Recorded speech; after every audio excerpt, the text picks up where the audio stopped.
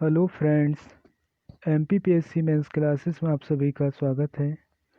हम क्वेश्चनों की लगातार सीरीज करते जा रहे हैं और आज हम लेकर आए हैं जो आपका नया क्वेश्चन की सीरीज है वो आपका पॉलिटी की है। भारतीय निर्वाचन आयोग। भारतीय निर्वाचन आयोग का देखो क्वेश्चन जो आते हैं आपके प्रीलिम्स के लिए भी इम्पोर्टेंट है, जो आपका नया सिलेबस चेंज हुआ है उसके अकॉर्डिंग, और आपका मेंस में भी इम्पोर्टेंट है। हम अभी प्रीलिम्स फैक्ट पे कर रहे हैं क्वेश्चन और इसके आगे हम मेंस के क्वेश्चन भी इसमें करेंगे। तो इसी के साथ हम देख रहे हैं आज जो है आपका भारतीय निर्वाचन आयोग। इसी के साथ चैनल को लाइक और सब्सक्राइब जरूर करें, ठीक है, और शेयर करें। चलो हम स्टार्ट करते हैं भारतीय निर्वाचन आयोग। इसमें जो आपका इम्पोर्टेंट है यहाँ से क्वेश्चन आपके पूछे जा रहे हैं, ठीक है। इसमें हम पहली चीज़ देखते हैं कि जो भारतीय निर्वाचन आयोग है ये कैसा है, स्वायत्त और अर्धन्यायिक संस्थान है, ठीक है। तो पहला पॉइंट इसमें ये ध्यान रखना फैक्ट के तौर पर कि ये भारतीय निर्वाचन आयोग जो है वो कैसा है, स्वायत्त और अर्धन्यायिक संस्थान है, ठीक है। जिसका गठन क्या करे, किसके द्वारा किया गया, भारत में स्वतंत्र एवं निष्पक्ष रूप से भारत के प्रतिनिधिक संस्थानों में प्रतिनिधि चुनने के लिए किया गया, ठीक है। तो इसका उद्देश्य क्या हो जाएगा कि जो भारत निर्वाचन आयोग है, ठीक है, इसका गठन किस लिए किया गया, तो स्वतंत्र और निष्पक्ष, ठीक है, प्रतिनिधि संस्थानों में क्या करने के लिए, प्रतिनिधि चुनने के लिए इसका गठन किया गया। तो ये चीज़ें ध्यान रखना आपको कि स्वतंत्र और निष्पक्ष प्रतिनिधिक संस्थानों में प्रतिनिधि चुनने के लिए इसका गठन किया गया। अगर हम स्थापना की बात करें तो जो भारतीय निर्वाचन आयोग है इसकी स्थापना की गई थी 25 जनवरी 1950, ठीक है। और इसी के साथ जो इसका प्रावधान है संविधान में वो है आपका संविधान के भाग 15 आर्टिकल की अगर हम बात करें तो 324 से 329 के मध्य किसका प्रावधान है, आपका आपका भारतीय निर्वाचन आयोग का। तो पहली चीज़ तो यहाँ से ध्यान रखना है कि ये स्वायत्त और अर्धन्यायिक संस्थान है। इसका गठन किस लिए किया गया, तो जो प्रतिनिधिक संस्थान है उसमें कैसे स्वतंत्र और निष्पक्ष प्रतिनिधि चुनने के लिए इसका गठन किया गया। और इसका गठन कब हुआ, तो 25 जनवरी 1950 को। अगर हम इसकी प्रावधान की बात करें तो संविधान के भाग 15 में आर्टिकल 324 से 329 के मध्य क्या है, इसका प्रावधान है। चलो हम आगे देखते हैं इसी में कि जो भारतीय निर्वाचन आयोग है, ठीक है, इसमें अगर हम देखें कि कौन कौन से आर्टिकल में, कौन कौन से अनुच्छेद में कौन कौन से प्रावधान है, तो हम पहला देखते हैं अनुच्छेद 324। अगर हम अनुच्छेद 324 की बात करें तो इसमें स्वतंत्र और निष्पक्ष एवं संवैधानिक निर्वाचन आयोग का प्रावधान किया गया। तो पहली चीज़ तो इसमें ध्यान रखना कि जो संवैधानिक निष्पक्ष और स्वतंत्र संवैधानिक निर्वाचन आयोग का जो प्रावधान किया गया है वो आर्टिकल 324 में किया गया है। आर्टिकल अगर हम 325 की बात करें तो इसमें क्या किया गया है, कोई भी व्यक्ति हो चाहे वो धर्म है ना, मूल, वंश, जाति, लिंग के आधार पर क्या होगा, मतदान से वंचित नहीं किया जाएगा, ठीक है। तो इसके आधार पर हमको ध्यान रखना है कि 325 में क्या है, किसी को है ना जाति, लिंग या वंश के आधार पर किससे मतदान से वंचित नहीं किया जाएगा, और 324 में क्या है, इसका प्रावधान है, ठीक है। आगे देखते हैं हम अगला। अगर हम बात करें 326 की बात करें, अनुच्छेद 326 में क्या है, तो अनुच्छेद 326 में दिया है आपका लोकसभा और विधानसभा का चुनाव वयस्क मताधिकार के आधार पर होगा, ठीक है। वयस्क मताधिकार क्या होता है, जिसकी उम्र क्या होगी, वोट देने के लिए होगी, ठीक है। तो मतलब इसका जो प्रावधान किया गया वो क्या है, आपका अनुच्छेद 326 में है, ठीक है। अगर हम मूल संविधान में बात करें तो मूल संविधान में जो आपका वोट देने का अधिकार था वो कितना था, आपका 21 वर्ष था। लेकिन क्या हुआ कि फिर राजीव गांधी की सरकार आई और 61वां कॉन्स्टिट्यूशन अमेंडमेंट हुआ 1989 में, ठीक है। और इसमें जो उम्र घटाकर कितनी कर दी गई, 18 वर्ष कर दी गई, ठीक है। कब, 61वां संविधान संशोधन 1989 के तहत, ठीक है। तो किसकी सरकार के द्वारा, राजीव गांधी सरकार के द्वारा, ठीक है। अगर हम बात करें 1984 में, तो 1984 में क्या हुआ था कि सुप्रीम न्यायालय में है ना पीनाक नल्लापंथी के द्वारा केस किया गया था, ठीक है। तो सुप्रीम कोर्ट ने एक आदेश दिया था कि जो आपका मत देने का जो अधिकार है, जो मताधिकार है, ठीक है, वो कैसा अधिकार है, मूल अधिकार नहीं है, ठीक है, मौलिक अधिकार नहीं है, मौलिक अधिकार ना होकर वो कैसा अधिकार बन गया, हमारा संवैधानिक अधिकार बन गया। ठीक है, तो जो मताधिकार है वो आपका कौन सा अधिकार नहीं है, मौलिक अधिकार नहीं है, कौन सा अधिकार है आपका, संवैधानिक अधिकार। ये कौन से केस पे किया गया था, 1984 में पी नल्लापंथी के द्वारा, सुप्रीम कोर्ट के द्वारा, न्यायालय के द्वारा ये कहा गया था। ठीक है, हम आगे देखते हैं कि 327 में क्या प्रावधान है। ठीक है, तो आपको 327 में बिल्कुल ध्यान रखना है कि अगला 327 में क्या प्रावधान है। तो 327 में आपका देखो, संसद क्या कर सकती है, प्रत्येक सदन के लिए और राज्य विधानमंडलों के लिए निर्वाचन संबंधी विधि बना सकती है। ठीक है, कौन, संसद। तो संसद किसके आधार पर विधि बना सकती है, 327। ठीक है, और अगर हम 328 की बात करें कि 328 में क्या है, तो 328 में आपका राज्य विधानमंडल राज्यों से संबंधित निर्वाचन संबंधी विधि बनाएगी। इसमें कौन बनाएगी, राज्य विधानमंडल। ठीक है, किसके आधार पर, अनुच्छेद 328 के तहत। ठीक है, लेकिन संसद के विधि के विरुद्ध नहीं होना चाहिए। ठीक है, देखो ये ऐसे नियम बनाएगी जो किसके विरुद्ध नहीं होना चाहिए। मान लो कि संसद ने पहले ही कोई नियम बना रखी है और उसके विरुद्ध अगर कोई नियम बना रही तो ये नियम लागू नहीं होगा। ठीक है, क्यों नहीं होगा, क्योंकि पहले ही संसद वो कानून बना चुकी है। ठीक है, तो ऐसे नियमों को लागू नहीं किया जाएगा। आगे देखते हैं हम कि अनुच्छेद 329 में क्या है। अनुच्छेद 329 की बात करें तो अनुच्छेद आर्टिकल 329 में आपका दिया, निर्वाचन संबंधी मामलों में न्यायपालिका का हस्तक्षेप नहीं होगा। बहुत ही इंपॉर्टेंट है ये अनुच्छेद। तो एक बार हम सारे अनुच्छेदों को फिर से देखते हैं कि आपके कौन कौन से अनुच्छेद हैं। तो 324 में क्या है आपका, स्वतंत्र और निष्पक्ष, है ना, संवैधानिक क्या करवाने का, निर्वाचन करवाने का आपको अधिकार दिया गया है। किसमें, 324 में। 325 में क्या, धर्म जाति के आधार पर किसी को वंचित नहीं किया जाएगा। और 326 में क्या है, तो 326 में ध्यान रखना है कि जो लोकसभा और विधानसभा है, ठीक है, इसमें किसका, वयस्क मताधिकार का उपयोग किया जाएगा। ठीक है, और कितना है अब, 18 वर्ष है। ठीक है, अगर हम आगे बात करते हैं, ठीक है, 327 की बात करते हैं, इसमें प्रत्येक सदन के लिए क्या बना सकती है, संसद कानून बना सकती है। ठीक है, निर्वाचन संबंधी विधि बना सकती है। और 328 में कौन बनाएगी, विधानमंडल। ठीक है, जो राज्य की होती है, राज्य विधानमंडल। ठीक है, और 327 में कौन बनाएगी, संसद कानून बनाएगी। ठीक है, और अगर हम 328 की बात करें तो इसमें क्या हो गया, राज्य विधानमंडल राज्यों से संबंधित क्या बनाएगी, विधि बनाएगी, लेकिन वो किसके विरुद्ध नहीं होना चाहिए, संसद के विरुद्ध नहीं होना चाहिए। और 329 में जो दिया गया है वो दिया गया आपका कि जो निर्वाचन संबंधी मामले वो न्यायपालिका हस्तक्षेप इसमें नहीं होगा। तो ये तीनों अनुच्छेद आपको ध्यान रखना। 25 में क्या है, उसका प्रावधान है। 26 में क्या है कि जाति और वंश के आधार पर क्या नहीं किया जाएगा, भेदभाव यानी वंचित नहीं किया जाएगा। अगर हम 27 की बात करें तो 27 में क्या ध्यान रखना कि जो संसद है वो किसके लिए, निर्वाचन के लिए कानून बना सकती है। और 28 में कौन बनाएगी, विधानमंडल कानून बनाएगी। ठीक है, और 29 में क्या है आपका, न्यायपालिका इसमें हस्तक्षेप नहीं करेगी। ठीक है, तो बिल्कुल ध्यान रखना है, 25, 26, 27, 28, 29। ठीक है, तो बिल्कुल ध्यान रखना है, ये अभी से बिल्कुल रट लेना है इनको। ठीक है, चलो आगे चलते हैं, हम इसकी संरचना की बात करते हैं। भारतीय निर्वाचन आयोग की संरचना कैसी है, तो देखो इसमें संरचना में क्या होता है, एक मुख्य चुनाव आयुक्त होता है, दूसरा इसमें क्या होते हैं, दो मुख्य, मतलब एक मुख्य चुनाव आयुक्त होगा और एक क्या हो, दो क्या होते हैं, चुनाव आयुक्त होते हैं। इसका गठन तो पता ही है 1950 में हुआ था।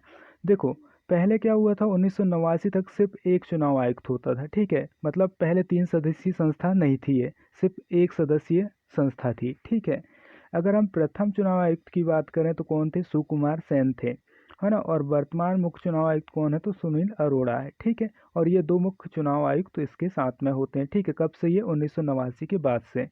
ठीक है, आगे देखते हैं हम इसमें और क्या है। तो देखो अगर इनकी हम नियुक्ति की बात करें तो इनकी नियुक्ति कौन करता है, इनकी नियुक्ति की जाती है राष्ट्रपति के द्वारा। ठीक है, मुख्य चुनाव आयुक्त की नियुक्ति कौन करता है, राष्ट्रपति करता है।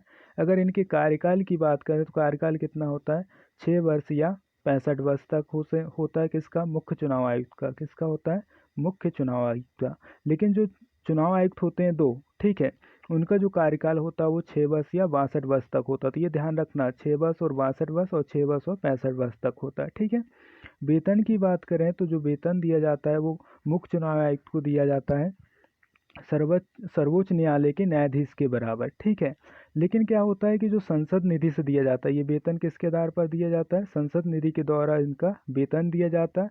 और देखो किसी विशेष कारण से इनके वेतन में कटौती की जाती है, नहीं तो वेतन में कोई कटौती नहीं की जाएगी।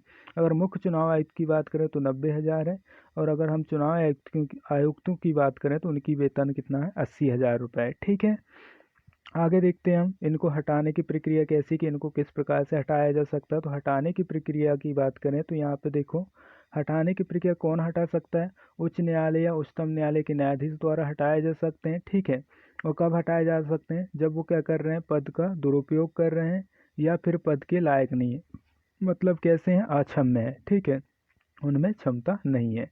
लेकिन देखो क्या होता है, कभी कभी इनके विरुद्ध क्या लाया जाता है, जैसे कि अभी हमारे एक दीपक है ना हुए थे, दीपक मिश्रा, उनके विरुद्ध क्या लेके आया गया था, प्रस्ताव पारित किया गया था। ठीक है, तो जो प्रस्ताव पारित किया गया था उसको हम महाभियोग बोलते थे। ठीक है, लेकिन ये महाभियोग हम नहीं बोल सकते, इसको सिर्फ प्रस्ताव कहते हैं। क्यों नहीं कहते महाभियोग, क्योंकि महाभियोग सिर्फ हम किसके लिए कहते हैं, सिर्फ राष्ट्रपति के लिए, जो राष्ट्रपति के विरुद्ध लाते हैं उसको सिर्फ महाभियोग कह सकते हैं, इसको प्रस्ताव बस कहते हैं। ठीक है, तो देखो जो प्रस्ताव लाते हैं, अगर इनको हटाना चाहते हैं हम, तो प्रस्ताव लाएंगे तो उसमें कितनी 2/3 वोट सदस्यों की वोटिंग होनी चाहिए। ठीक है, और 50% से अधिक मतदान होना चाहिए।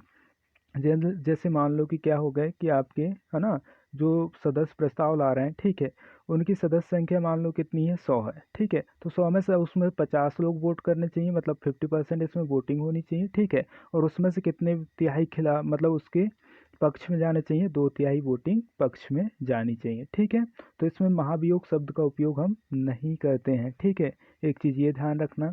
चलो आगे देखते हैं हम और क्या है। देखो, जो भारत निर्वाचन आयोग ये किस किस का चुनाव करवाता, तो ये देखो, पहला विधानसभा का चुनाव करवाता है, दूसरा लोकसभा का चुनाव, और तीसरा राज्यसभा का चुनाव और राष्ट्रपति का चुनाव। ये सारे चुनाव किसके द्वारा करवाए जाते हैं, भारत निर्वाचन आयोग के द्वारा। और एक जो राज्य निर्वाचन आयोग है, राज्य निर्वाचन आयोग किसका चुनाव करवाता है, तो ग्राम पंचायत का, नगर पालिका का, नगर परिषद का, और तहसील और जो जिले में होते हैं आपके चुनाव, ठीक है, उनके चुनाव किसके द्वारा करवाया जाता है, आपका राज्य निर्वाचन आयोग के द्वारा। देखो, शपथ की बात करें तो इनको कोई शपथ नहीं दिलाता, मतलब शपथ का प्रावधान नहीं है। ठीक है, आगे हम बात करते हैं कि जो भारतीय निर्वाचन आयोग है इसका कार्य क्या है। ठीक है, तो भारतीय निर्वाचन आयोग का हम पहला कार्य देख रहे हैं, निर्वाचन क्षेत्रों का परिसीमन करना। ठीक है, परिसीमन करना मतलब क्या करते हैं, ये निर्धारण करते हैं कि भाई किस क्षेत्र में चुनाव होगा, उसका ये निर्धारण करते हैं। एक देखो, परिसीमन आयोग भी है जिसकी स्थापना 1952 में हुई थी, 84वां संविधान संशोधन के द्वारा ये कब लाया गया था, 2001 में इसमें संशोधन करके ये लाया गया था। तो हम इसको अलग से पढ़ेंगे कि परिसीमन आयोग क्या है, और ये पूछा भी जा चुका है 2018 के 3 मार्कर में पूछा जा चुका है। ठीक है, हम अभी सिर्फ क्या देख रहे हैं, निर्वाचन आयोग के कार्य देख रहे हैं। ठीक है, तो पहला क्या कार्य हो गया इसमें, कि ये क्या करता है, निर्वाचन क्षेत्रों का क्या करता है, ये निर्धारण करता है या परिसीमन करता है। ठीक है, अगर हम दूसरा कार्य देखें इसका, तो दूसरा कार्य क्या है इसका, दूसरा कार्य है निर्वाचक नामावली तैयार करना और मतदाता सूची बनाना। ठीक है, निर्वाचक नामावली तैयार करना और मतदाता सूची बनाना, चुनाव चिन्ह प्रदान करना, राजनीतिक दलों का क्या करना, पंजीयन करना और उनको मान्यता प्रदान करना। चुनाव कराना तो इसका कार्य है ना। और सांसदों व विधायकों की अयोग्यता का निर्धारण भी किसके द्वारा किया जाता है। ठीक है, मतलब निर्धारण नहीं करते, ये राय दे सकते हैं कि भाई सांसद और विधायक है ना, आयोग तो नहीं है, इसके बारे में ये क्या दे सकते हैं, राय दे सकते हैं। ठीक है, कुछ इसके विधिक कार्य भी हैं। ठीक है, मतलब जो क्या है कानून में वर्णित है। ठीक है, जैसे कि वय सीमा कितनी होनी चाहिए। ठीक है, चुनाव सुधार उपाय बताएंगे ये। ठीक है, और मतदाताओं को क्या करेंगे, प्रशिक्षण है ना देंगे, और आचार संहिता लागू करना इनका क्या है, मुख्य कार्य है। ठीक है, तो ये इनके कुछ कार्य हो गए। ठीक है, आगे देखते हैं हम, ये विधिक कार्य हो गए इनके। आगे देखते हैं हम कि इनका शक्तियों का उल्लेख कहाँ पे है, तो ये क्वेश्चन प्रीलिम्स के लिए इंपॉर्टेंट है। तो आर्टिकल 324(1) में इनके शक्तियों का उल्लेख है कि कौन कौन सी शक्तियों का ये प्रयोग कर सकते हैं। ठीक है, देखो, एक क्या आया था आपका जनप्रतिनिधि अधिनियम आया था 1951 में।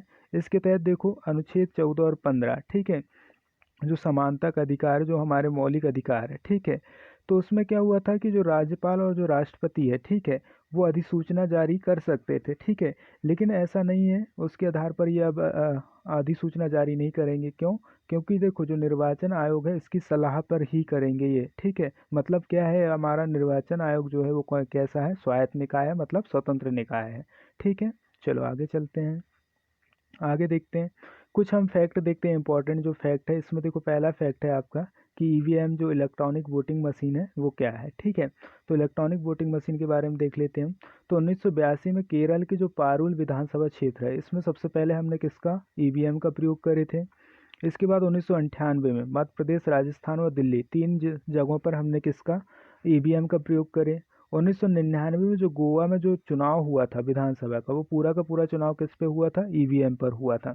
और 2004 में संपूर्ण आम चुनाव, ठीक है, जो लोकसभा का चुनाव हुआ था उसमें संपूर्ण लोकसभा का जो चुनाव हुआ था आम चुनाव 2004 में, वो किस में हुआ था, इलेक्ट्रॉनिक वोटिंग मशीन में हुआ था, ठीक है। अगर हम 2009 में बात करें तो 2009 में आम चुनाव और विधानसभा ये दोनों चुनाव में किसका उपयोग किया गया है, इलेक्ट्रॉनिक वोटिंग मशीन का उपयोग किया गया। आगे देखते हैं हम, अभी एक नया कॉन्सेप्ट आया आपका वीवीपैट, है ना, कि ये क्या होता है। तो अगर हम वीवीपैट की बात करें तो देखो इसका अगर फुल फॉर्म की बात करें तो इसका फुल फॉर्म होता है, क्या होता है, voter verified paper audit trail, ठीक है। क्या होता है, voter verified paper audit trail. ये देखो क्या है, मतदाताओं को फीडबैक देने की एक क्या है, तकनीक है ना, जिससे क्या हो सके, धोखाधड़ी और खराबी से, है ना, बचा जा सके, ठीक है। ये वैसे तो 2014 में ही आ चुका था लेकिन हमने इसका उपयोग नहीं करे थे, लेकिन 2017 में क्या हुआ, इसको गोवा में प्रयोग किया गया। और जो अभी है ना 2019 का चुनाव हुआ इसमें हमने क्या करें, 2018 का लोकसभा का चुनाव और 2019 का चुनाव, ठीक है, आम चुनाव, इसमें हमने किसका उपयोग करें, वीवीपैट का, ठीक है। और इस सबसे पहले इसका कहाँ उपयोग किया गया है, तो गुजरात में किया गया था वर्तमान में, ठीक है। चलो आगे चलते हैं हम। तो ये हमारे कुछ यहाँ पे कॉन्सेप्ट थे। इसी के साथ देखो हम इसमें बहुत सारे क्वेश्चन लेके आएंगे भारतीय निर्वाचन आयोग। देखो इसमें हम मेंस भी कवर करेंगे। मेंस में हम क्या क्या देखेंगे कि राजनीतिक दल क्या होते हैं, राजनीतिक दलों के कार्य क्या होते हैं, राजनीतिक दलों का महत्व क्या है, ठीक है, निर्वाचन आयोग का क्या महत्व है, इसमें क्या क्या सुधार होंगे, ठीक है, और इसमें क्या क्या चीज़ें और होंगी, वयस्क मताधिकार क्या है, ठीक है, ये सारी चीज़ देखेंगे हम। वयस्क मताधिकार की विशेषताएं क्या है, ठीक है। तो हम ये सारे क्वेश्चनों को कवर करेंगे। पिछली बार जानकारी के लिए एक बता दें कि पिछली बार क्या क्वेश्चन पूछा गया था। तो पिछली बार एक क्वेश्चन पूछा गया था कि किन्हीं दो राजनीतिक दलों के बारे में बताइए तथा उनके कार्यों के बारे में बताइए, ठीक है। तो ये क्वेश्चन पिछले बार मेंस में आ चुका है, ठीक है। तो इस प्रकार से चुनाव आयोग से क्वेश्चन आपके लगातार बन रहे हैं, ठीक है। तो इनका बार बार रिविजन करें। देखो प्रीलिम्स फैक्ट का अगर आपको अच्छे से करना तो वो एक ही काम है कि उनको हम बार बार अच्छे से रिविजन करें, ठीक है। चलो इसी के साथ हम स्ट्रीम को एंड करते हैं। और ये रेगुलर सीरीज आती रहेगी लेकिन आप लोग इनको लाइक और शेयर जरूर करें, ठीक है। उसी के आधार पर अगली स्ट्रीम आपकी इसमें आएगी, ठीक है। Thank you.